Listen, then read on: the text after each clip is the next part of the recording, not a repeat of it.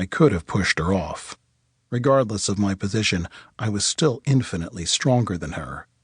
But she looked so pleased with herself, her big green eyes shining with pride, her posture radiating self-assurance. It was her first day on the job.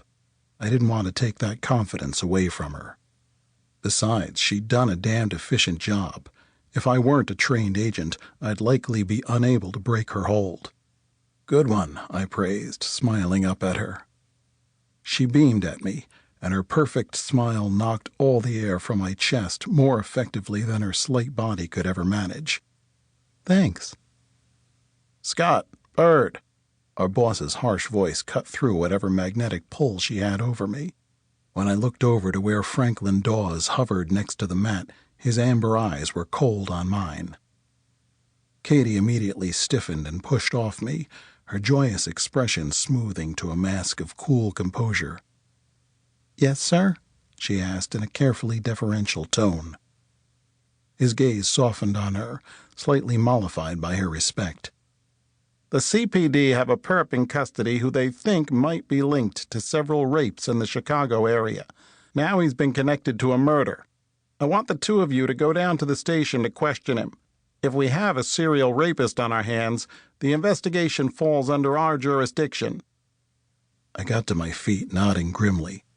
If the man was responsible for a larger pattern of criminal activity, his actions would be subject to our investigation on the Violent Crimes Task Force. "We're on it," I confirmed. I looked to Katie, giving her an encouraging smile. "You ready for your first case, Sparrow?" The nickname popped out like an endearment without a thought. I pressed my lips together, worried I'd crossed some sort of line. The way Frank's stare sharpened on me suggested I had. But Katie just grinned at me. "Of course, let's go." I couldn't help grinning back. As soon as we arrived at the precinct, unease settled in my gut. Our perp, Claude Parnell, was a nasty piece of work.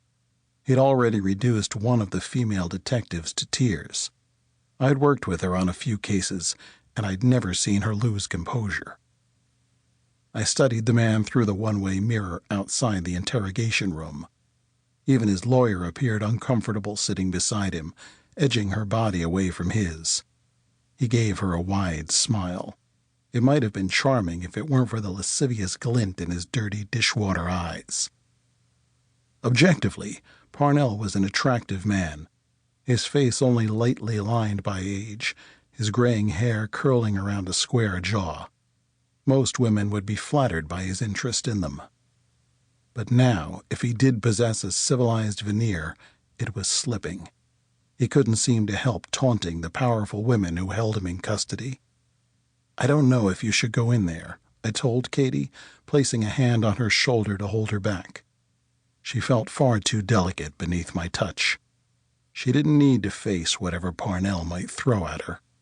He was a sick fuck, and she was a gorgeous woman in a position of authority. A man like Parnell would go right for her. My protective instincts flared, and my fingers tightened on her. She glanced up at me, surprised. "Why not?" "Men like this." I struggled to find the right words. "This won't be easy for you. I think Parnell will respond better to me. Alone." I placed special emphasis on the last, giving the word a ring of command. To my surprise, her eyes flashed and she shrugged out of my hold. I hadn't expected her to display a defiant streak. So far she'd been playful and light-hearted, sweet and soft. The dichotomy fascinated me. "I didn't take this job because it would be easy," she informed me coolly and turned the doorknob to enter the interrogation room. "You coming or not?" My jaw firmed and I nodded. "Go on, then." She's an agent. She's my partner. She needed me to watch her back, but she also needed me to treat her as an equal, not an innocent civilian with no training. It would be a slight to her if I tried to prevent her from doing her job. I resolutely ignored the urge to dominate her, to command her to stay behind and stay safe. The keen desire to shield her from Parnell's lecherous gaze rose up in me, swift and